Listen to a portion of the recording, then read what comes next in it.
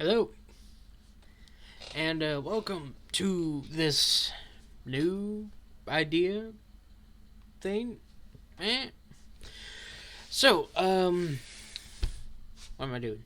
Well, I just got, finally, some secret layers from the not the mom drop, the Feretzi Owl B1 drop. I've got some of them in, and I thought I would crack these open, give my thoughts and impressions as I open them up, and talk about it. So let's get to it. And let me know if you guys want to see more videos like this where I'm just kind of opening random shit. This isn't live on Twitch. This is just me recording at home. So, yeah. Let's get cracking.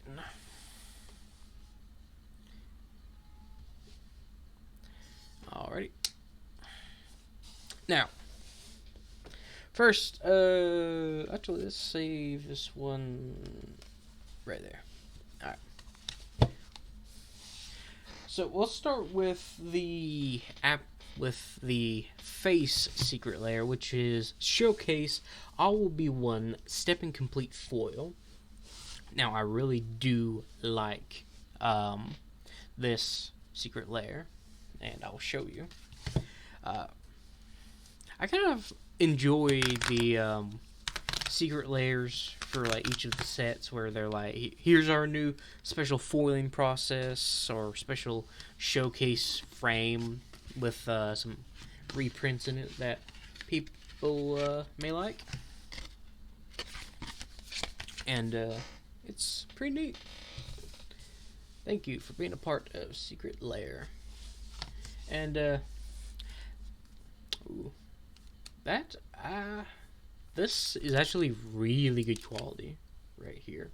On terms of the plastic wrap packages, there was a short while where it felt like the packaging that they had for these felt almost like gum wrappers in a sense.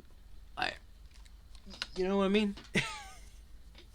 If y'all have gotten secret layers before and you know what I mean, then yeah. But I got this secret layer like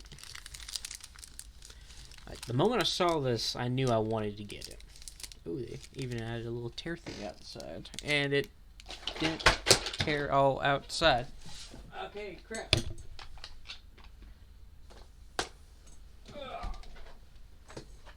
My bad. Guess I'm just gonna open it up on the side like this.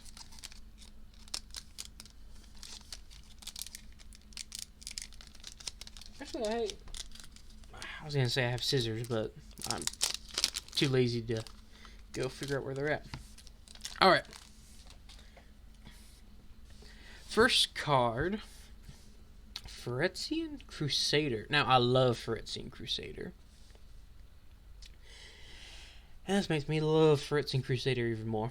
Phyrexian Crusader, to me, was one of those older cards that was very neat, and this guy needed a reprint.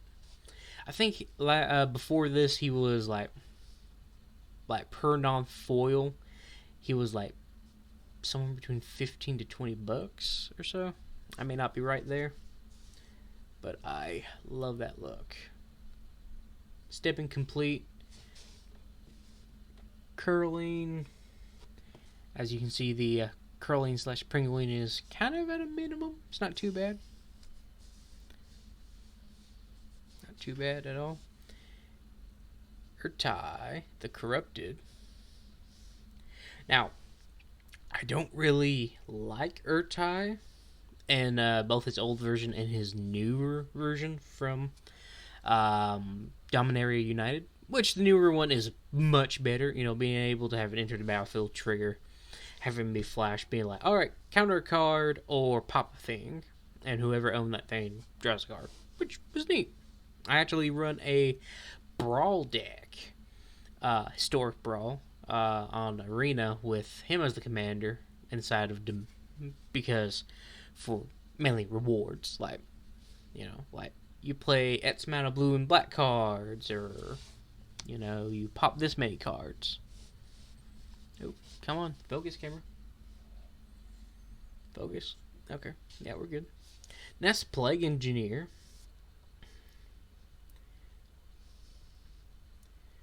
Not too bad. I really do like that.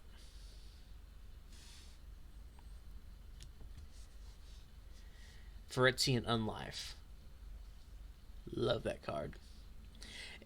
Funny enough, I kind of almost won a game with Phyrexian Unlife a while back with one of my tribal decks. I'll talk about it in a second.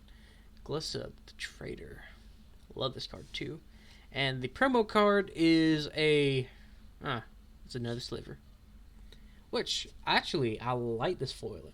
Oh, it's Stepping Complete. Oh, this sliver's in Stepping Complete. And, oh, that makes sense, because, you know, it's the only sliver that gives poison. And, God, that is beautiful. I am going to put that in my slivers deck. Definitely. Like I was saying, Phyrexian Unlife, I almost won a game with that, because I put it into play. I'm like, alright, I can't lose the game, unless I have... for having 0 or less life. And people are like, crap. But as long as I have 0 or less life, all damage dealt to me would be treated as though its source had infect. So, when you're against dragons, yeah, I'm taking like 1,000,000 infect to the face. Just because that's how that works. These are all really good condition. I love these. And these are all going to be going inside of my Atraxa Phyrexian Tribal deck. It is Phyrexian Bling Tribal. I want to emphasize that. It is blinged out Phyrexian cards. A lot of it is trash. And it's not good. But it's Atraxa's commander, so it kind of balances out. I've almost been thinking about, instead of making it 5 color with the new Omnath. And, I might, actually. Put these guys over here to the side. Next up, we have Secret Lair City Styles Traditional Foil Edition. This one I really like. I forget the artist's name, but they did a really good job with this Secret Lair, because it's got some commander staple. Okay, there it is. That's what I meant by the gum wrapper look. I guess only the best Secret Lair gets that new wrapper treatment, or maybe it's from a different factory. I don't know. But this is the kind of wrapper I don't like. You hear that? But it's alright. I mean, it's not abysmal.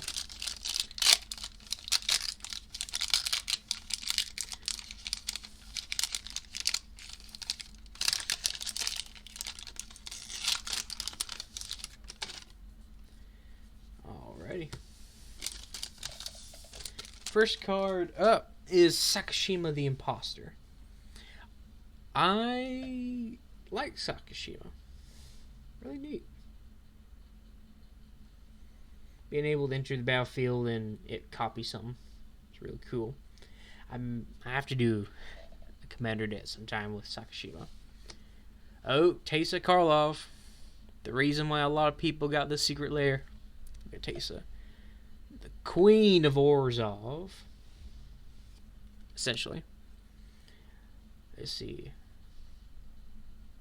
Ooh, that Azusa lost but Seeking, though. That's pretty good. Massacre Girl. Put this inside of my Esper Blink deck and just murder everyone. Just murder.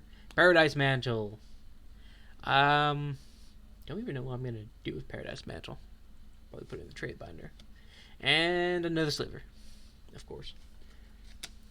I like slivers and all, and I plan on building my own sliver deck, but why do all of these Secret Lairs gotta have a sliver in them? Which, don't get me wrong, I appreciate that they wanna give out Slivers. Because Slivers is a very good tribe. I'm not going to say underappreciated, because anyone that knows about Slivers looks at a Sliver deck, like the moment they see 5-color Sliver or any color Sliver, they look at that and they're like, kill him. Kill him on the commander table. It's almost as bad as playing Phyrexian Tribal, which, trust me, the first time I played Phyrexian Tribal, I got targeted to hell and back. But that is another story for another time. Or maybe I will tell that story. Yep, I will tell that story, because we got another one of these. Phyrexian Faves, and these are the blinged out version, the foil version. And I'm going to tell you a little something while right after I get done with this. But one time I had just gotten done printing out a Phyrexian Tribal deck. It was like OG Phyrexian Tribal. Like, this was like pre-Kaldheim Phyrexians and all. And because this was like around the beginning where I was first getting into Magic the Gathering and at least like Commander. Like, after a while, I net decked this pretty cool deck that was Phyrexian Tribal, and the deck was pretty decent. It wasn't an amazing deck. It was Phyrexian Tribal. It had Infect in it. It had Atraxa as the commander, but it was kind of janky. You know, it had a pod line, which required like just Birthing Pod, and everyone's like, "Oh, Birthing Pod, that's terrible," you know, especially mixed in with Infect.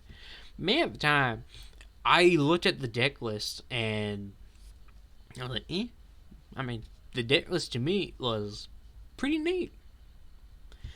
And Infect as a way of killing someone is almost frowned upon in Commander, depending on your circles. Up here, where I'm at, we don't really give a shit. Like, I mean, some of us do.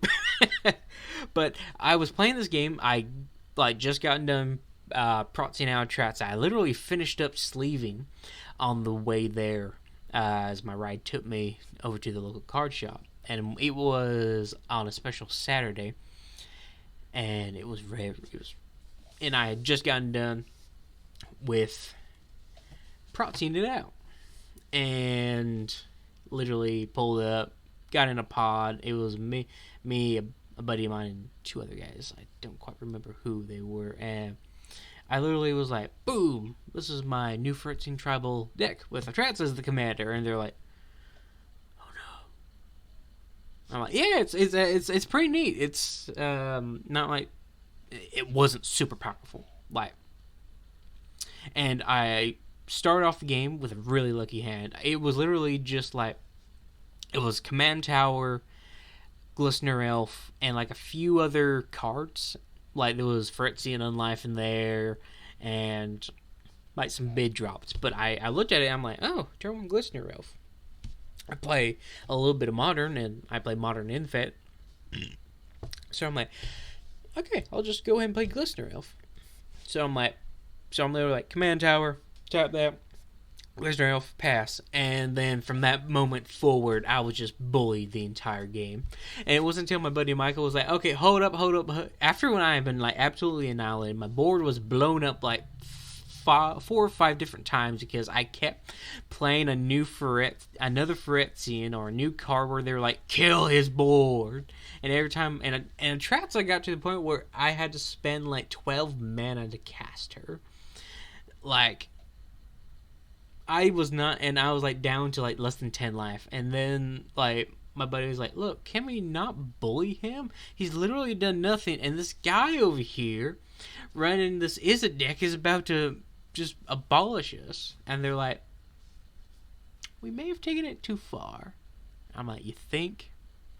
I mean, I had one activation of Birthing Pod on there, and it was so I could turn I had like a 2-mana creature. I think it was like Necropede. It's the Phyrexian inset where when it dies you put a -1/-1 counter on something.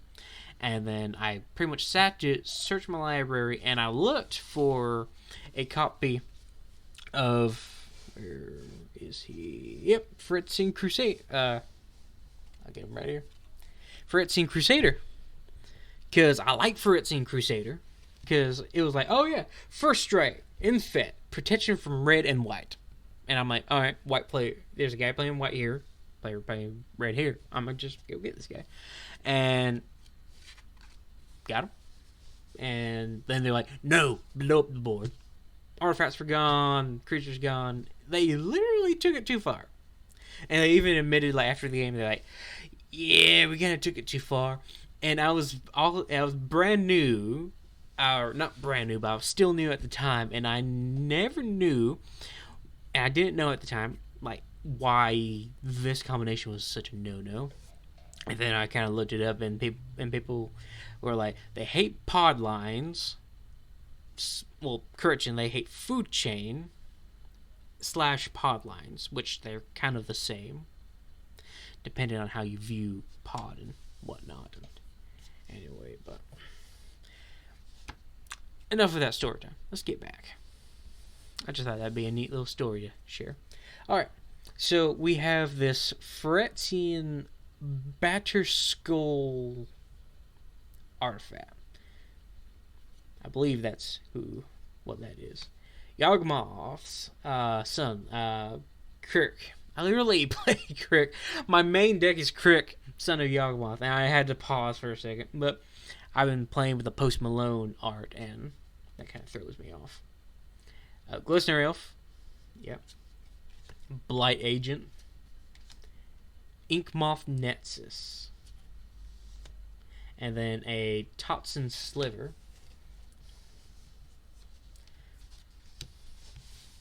and that's that secret layer in. They're pretty decent, pretty good.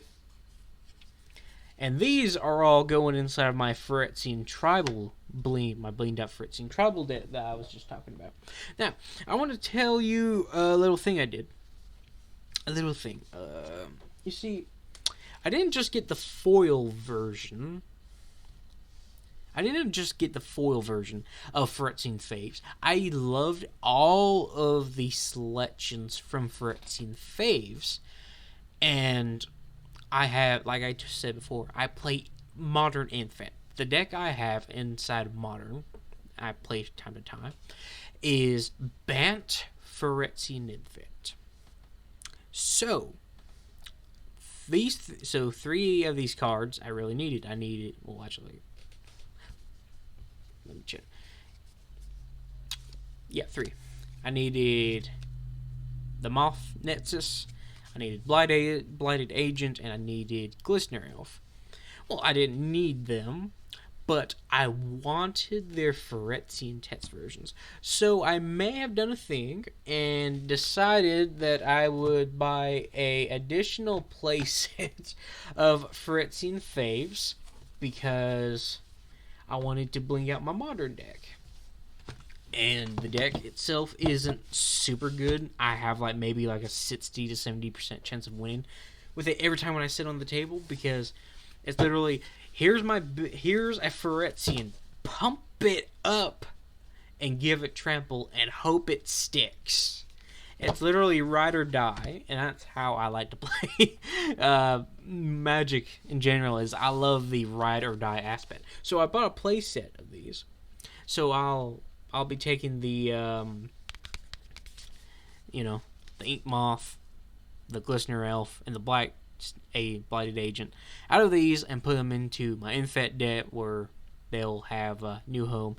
And I guess that with the Batterskull, I'll probably put that inside of Equipment's deck. I'll do later on because I want to do some kind of Modern Equipment deck, probably something like Hammer Time, but not necessarily Hammer Time. And as for Yawgmoth, or not Yawgmoth, man, they should have done a Yawgmoth inside Phyrexian test. That would have been nice. as like the bonus card, but instead of a Totson Sliver, which is alright.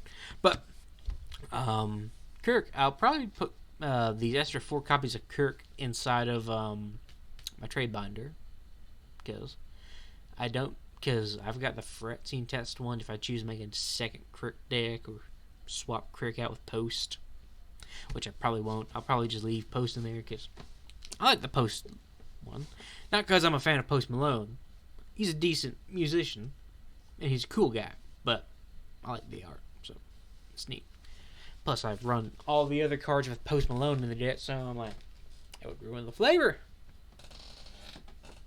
So yeah, that's what I got from this recent Secret Lair drop, and that is not including the Dungeons and Dragons one, which I did get.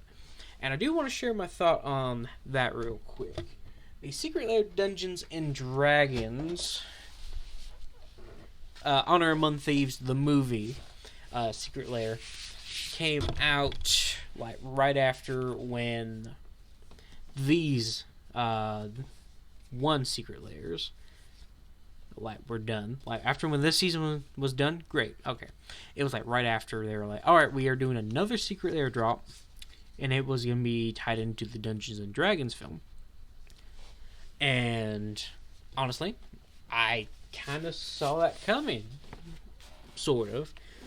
Because I'm like, okay, Hasbro is going to definitely do something with Magic the Gathering with D&D set.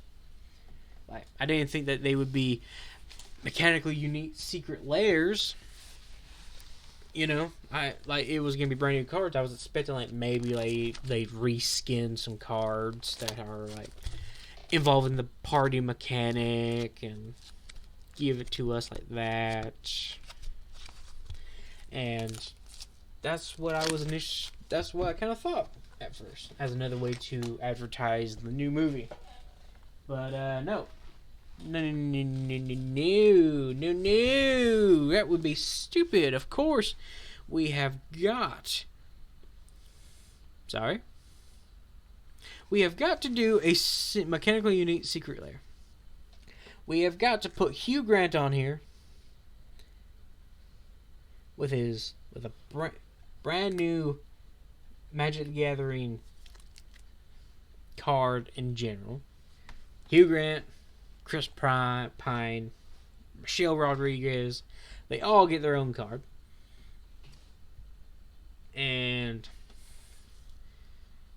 I mean, I like the set. I loved the movie. I went out this past weekend, watched it. Great movie. Loved it. And these cards, awesome. Someone took the time to making these cards, and these are great cards.